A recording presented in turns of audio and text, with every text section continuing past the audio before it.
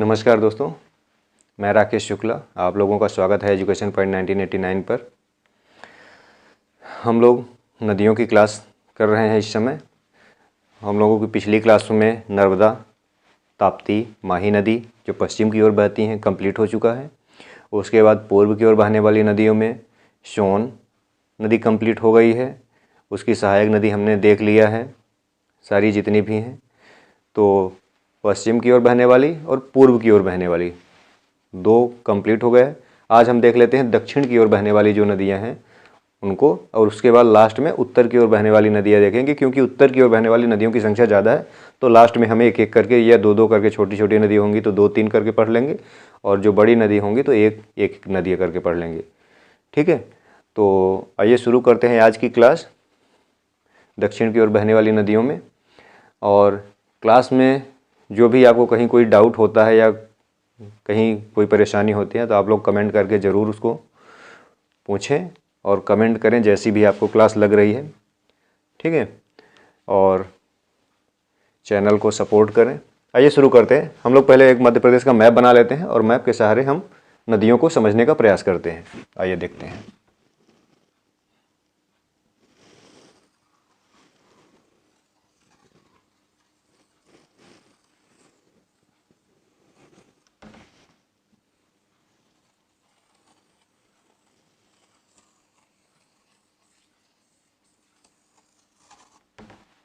ये हो गया मध्य प्रदेश। ठीक है, उत्तर में उत्तर प्रदेश, दक्षिण में महाराष्ट्र, पूरब में छत्तीसगढ़ और पश्चिम में राजस्थान और गुजरात। हम जानते ही हैं, कोई दिक्कत नहीं है। हमने इसमें देख लिए हैं 52 जिले और 10 संभाग।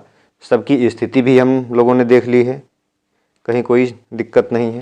ठीक है, ये वाला जो है शहडोल संभाग है। ठीक, और फिर ये वाला जो है जबलपुर संभाग है।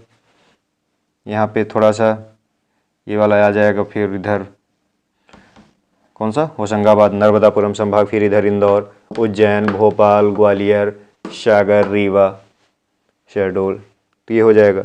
तो आज का हम लोगों का चैप्टर मेनली यहीं से है। ठीक है, मंडला, बालाघाट, छिंदवाड़ा, सिवनी, बस इतने ज़िलों से संबंधित है। तो आइए एक थोड़ा सा मैप टाइप का देख लेते हैं। एक नदी है, यहाँ से ऐसे करके, ऐसे ऐसे ऐसे करके ये ऐसे निकल रही है।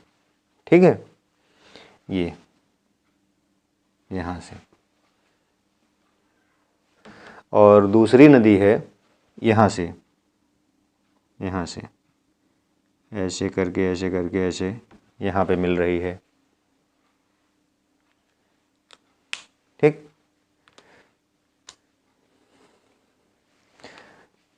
इस नदी का नाम है, इस वाली नदी का, ये नदी कौन सी है? वेनगंगा। कौन सी नदी है?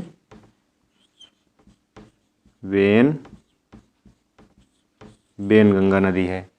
ये कहाँ से निकलती है? सिवनी जिला। कहाँ? मुंडारा। मुंडारा गांव है, कहाँ है? सिवनी में पड़ता है, सिवनी में। ठीक है, और ये नीचे एक नदी बह रही है, ये नीचे एक नदी है, इसे कहते हैं गोदावरी। गोदावरी।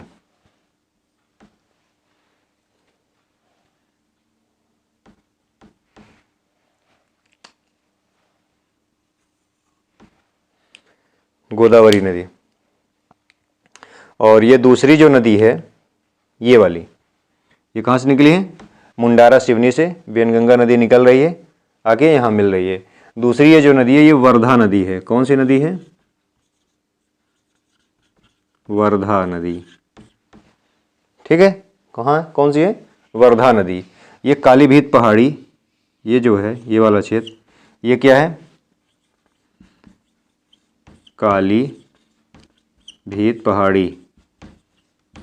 ये कालीभीत पहाड़ी है। ठीक है, ये कालीभीत पहाड़ी बैतूल जिले में आता है। बैतूल,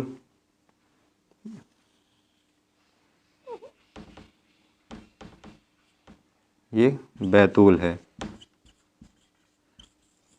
बैतूल नर्मदापुरम संभाग के अंतर्गत आता है। ठीक है, तो बैतूल जिले के कालीभीत पहाड़ी से ये वर्धा नदी निकलती है और यहाँ पे आके ये किसमें, बेनगंगा में मिलती है। बेनगंगा में जब ये बेनगंगा में इधर से ये बेनगंगा आती है, इधर वर्धा मिलती है, तो यहाँ पे दोनों के मिलने के बाद यहाँ एक संगम बनता है वर्धा और बेनगंगा का। इसके बाद इस नदी का नाम प्राणहिता नदी पड़ जाता है। इसके बाद ये प्राणहिता के नाम से आती है और गोदावरी नदी में मिलकर बंगाल की खाड़ी की ओर चली जाती है। ठीक है, इतनी सारी चीज़ें समझ में आई। अब इसमें कुछ सहायक और नदियां हैं, उनको भी हम देख लेते हैं। ठीक है, एक नदी और है, ये ऐसे आके यहाँ पे मिल रही है। ये कौन सी नदी है, पेंच नदी। ये जुन्नार देव से निकलती है। जुन्नार देव कहाँ है, ये जुन्नार देव से निकल रही है। ये कौन सी नदी है, पेंच नदी है। ठीक है, और एक यहीं से और नदी निकलती है, कान्हन। कान्हन कहाँ से निकलती है, सौसर कान्हन निकलती है और जुन्नार देव से पेंच निकलती है। जुन्नार देव ये छिंदवाड़ा में पड़ता है। ये जो जुन्नार देव है ये कहाँ पड़ता है, छिंदवाड़ा जुन्नार देव से पेंच नदी निकलती है। इसको इधर ही कर देते हैं। ये जो है ये पेंच नदी है। ठीक है, पेंच नदी जुन्नार देव छिंदवाड़ा से निकल के ये आके कहाँ किससे मिल रही है, यहाँ पे वेनगंगा से मिल जाती है। ठीक है, एक नदी और इधर यहाँ से ये नदी, इसी में एक परियोजना भी है, आके इससे मिल रही है, किससे, वेनगंगा से। वेनगंगा से मिल रही है। इसका नाम है बावनथड़ी नदी।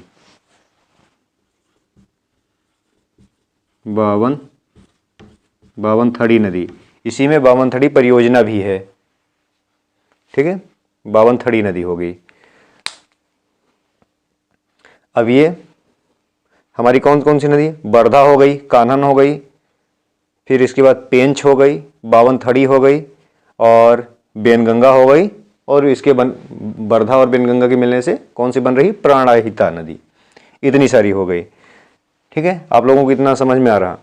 इसके बाद यहीं पे, यहाँ पे सिवनी में ही, ठीक है, सिवनी में ही एक संजय सरोवर बांध बना हुआ है, जिसे संजय सरोवर बांध, कहाँ पे, सिवनी में ही। ये सिवनी में संजय सरोवर बांध बना हुआ है, जिसे भीमगढ़ भी कहा जाता है। इसे क्या कहा जाता है, भीमगढ़ बांध भी कहा जाता है। संजय सरोवर बांध या भीमगढ़ बांध। इसके बाद बालाघाट, यहाँ पे एक धूती बांध, ये कहाँ, बालाघाट में क्या बनना है, धूती बांध। और एक चीज और, ये जो बेनगंगा नदी है इसी के किनारे बालाघाट शहर भी है। बालाघाट किसके किनारे, बेनगंगा नदी के किनारे, मतलब बालाघाट बेनगंगा नदी के किनारे है। तो बेनगंगा में क्या हो गया, एक संजय सरोवर या जिसे भीमगढ़ भी कहा जाता है, दूसरा धूती हो गया, और तीसरा इसके बाद ये बावनथड़ी नदी जो है, इसमें बावनथड़ी परियोजना या राजीव सागर परियोजना भी इसे कहा जाता है। बावनथड़ी नदी में ही ये इसकी सहायक नदी है। बेनगंगा की सहायक नदी जो है बावनथड़ी नदी है। इसी पे बावनथड़ी नदी पे बावनथड़ी परियोजना या राजीव सागर परियोजना बालाघाट में ही है। ये भी कहाँ पे, बालाघाट में, बालाघाट में। सारी हो गई। अब एक तरीके से हम देख लेते हैं। बेनगंगा नदी का उद्गम मुंडारा यानी सिवनी जिले में मुंडारा से बेनगंगा नदी का उद्गम होता है, जो पहले पूर्व की ओर, फिर उत्तर की ओर, फिर दक्षिण की ओर, पूर्व की ओर, लास्ट में दक्षिण की ओर, मतलब इसका एक तरीके से दक्षिण की ओर बहने वाली यह नदी है। आके इसमें जब वर्धा मिलती है तो प्राणहिता के नाम से ये आके गोदावरी नदी में मिल जाती है। ठीक है। इसकी लंबाई की अगर बात करें, किसकी, बेनगंगा की, इसकी अगर हम लंबाई की बात करें बेनगंगा नदी की, तो इसकी लंबाई 569 किलोमीटर,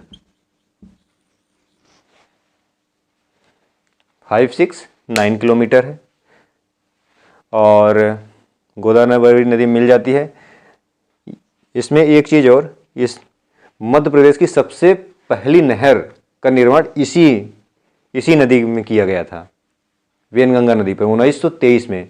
बेनगंगा नहर का निर्माण 1923 में मध्य प्रदेश की पहली नहर का निर्माण इसी पे किया गया था। इतनी सारी चीज़ें हो गई। वर्धा नदी बैतूल के कालीभीत पहाड़ी से निकल के आके बेनगंगा नदी में मिल जा रही है, वर्धा नदी हो गई। वर्धा नदी, ये इस वर्धा नदी जो महाराष्ट्र में आके मिलती है, तो इसके वर्धा नदी किनारे महाराष्ट्र में 2 आश्रम, सेवाग्राम और पवनार आश्रम, सेवाग्राम और पवनार आश्रम, 2 आश्रम इसके किनारे बने हुए हैं, स्थित हैं। और प्राणहिता संगम का निर्माण करती है। इसके बाद प्राणहिता के नाम से आके ये इधर मिल जाती है। इसके बाद पेंच नदी ये जुन्नार देव छिंदवाड़ा से निकलती है पेंच नदी, और आके बेनगंगा में मिल जाती है ये भी। ठीक है। क्या है कि ये प्रियदर्शनी, जो इंदिरा प्रियदर्शनी राष्ट्रीय उद्यान है कि से होते हुए बह के आती है। ठीक है। इंदिरा प्रियदर्शनी राष्ट्रीय उद्यान से होते हुए पेंच नदी बहती है, या मतलब उसी से निकलती है। पेंच राष्ट्रीय उद्यान जिसे कहा जाता है, इसे लैंड ऑफ मोगली भी कहा जाता है। ये हो गई पेंच नदी। प्राणहिता नदी, अगर प्राणहिता की बात की जाए तो प्राणहिता का मतलब Wardha plus Wainganga equal to Pranhita, Wardha plus Wainganga equal to Pranhita. तो इतनी सारी नदियां हमारी दक्षिण की ओर बहने वाली ये नदियां हैं, इन्हीं को हमको याद रखना है। इसमें से मुख्यतः हमें 3-4 नदियां, सबसे इम्पोर्टेंट नदी बेनगंगा नदी है, उसके बाद वर्धा नदी है। ठीक है। एक बावनथड़ी नदी हमको याद रखना है, क्योंकि इसमें बावनथड़ी परियोजना या राजीव सागर परियोजना है बालाघाट में, और ये बेनगंगा नदी के किनारे ही बालाघाट शहर बसा हुआ है। उसके बाद पेंच नदी इंदिरा प्रियदर्शनी राष्ट्रीय उद्यान से होकर बहती है। ये जुन्नार देव छिंदवाड़ा से होकर निकलती है और जाके यहाँ पे मिल जाती है। इसे लैंड ऑफ मोगली भी कहा जाता है, क्योंकि वहीं से छिंदवाड़ा के जंगलों में जब निकलती है, वहीं के जंगलों को ये पेंच राष्ट्रीय उद्यान जो है, पेंच राष्ट्रीय उद्यान को लैंड ऑफ मोगली के नाम मोगली कहा जाता है। रुडयार्ड किपलिंग की कई रचनाएं हैं, द जंगल बुक है, तो उसमें इसका उल्लेख किया गया है, रुडयार्ड किपलिंग ने किया है। उसके बाद कान्हन सौसर छिंदवाड़ा से भी निकलती है और आके इसमें पेंच में मिल जाती है, और ये दोनों आके बेनगंगा में मिल जाती हैं। ये बावनथड़ी नदी हो गई, ये हो गया। इसमें एक गंगुलपारा जलप्रपात भी है यहाँ छिंदवाड़ा में। गंगुलपारा जलप्रपात, यहाँ पे गंगुलपारा जलप्रपात भी एक है बेनगंगा नदी पे। बस इतनी सी चीज़, गंगुलपारा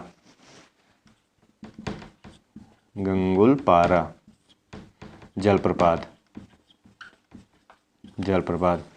बालाघाट में बेनगंगा नदी पर। तो इतनी सारी चीज़ें हम देख लिए हैं, और अब हमारा 3 साइड की 3 दिशाओं की नदियाँ कंप्लीट हो चुकी हैं, पूरब की, पश्चिम की, दक्षिण की। अब हम अगली क्लास में उत्तर की ओर बहने वाली नदियों की ओर चलेंगे, जिसमें से पहली नदी हमारी चंबल है। तो एक क्लास में सिर्फ चंबल नदी के बारे में, क्योंकि वो काफ़ी बड़ी, मध्य प्रदेश की दूसरी सबसे बड़ी नदी है, पहली बात। कई परियोजनाएं उसमें हैं, इंदिरा गांधी सागर परियोजना, राणा सागर परियोजना, जवाहर सागर परियोजना, तो काफ़ी सारी उसमें परियोजनाएं हैं। ये सारी चीज़ें हैं, कई उसकी सहायक नदियाँ हैं, बहुत सारी चीज़ें हैं। तो उससे संबंधित हम पहले एक क्लास में चंबल नदी देख लेंगे, फिर 2-2, 3-3 करके 1-2-3 क्लास में हम लोग उत्तर की ओर बहने वाली नदियों को कंप्लीट कर लेंगे। तो नदियों वाला ये हो जाएगा। उसके बाद हम ये देख लेंगे नदी जोड़ो परियोजना क्या थी मध्य प्रदेश में, नदी जोड़ो परियोजना देख लेंगे। और उसके बाद फिर आ गया हम लोग परियोजनाएं, नदी घाटी परियोजना देख लेंगे। तो इस तरह से हम लोगों की अगली क्लासें चलेंगी। 1-2 दिन के अंदर हमारा नदी वाला चैप्टर कंप्लीट हो जाएगा। ओके, धन्यवाद।